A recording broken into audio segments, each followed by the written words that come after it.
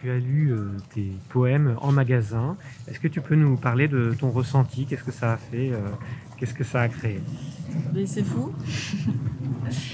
C'est fou, c'est fou de sentir que on change un peu l'ambiance du magasin. C'est fou d'entendre l'écoute des fois, d'être aussi près. Là, j'étais près des gens. À refaire ou pas? À refaire, ouais. On parle toujours de confrontation avec le public. Là, pour le coup, elle est réelle déjà parce que ce ne sont pas des personnes qui sont venues nous voir, qui sont au courant, c'est nous qui venons à elles. Et donc, ça change tout du point de vue de la réception. Et parce que là, il n'y a pas de cadre. Et donc, si les personnes ont envie de venir nous dire c'est absolument nul ce que vous faites, elles vont le faire.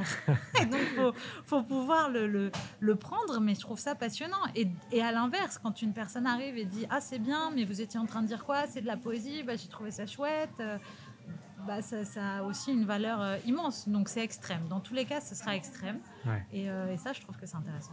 J'ai beaucoup aimé le fait d'être dans l'immersion, d'être dedans, de voir les gens passer. Moi-même, je me sentais plus à l'aise.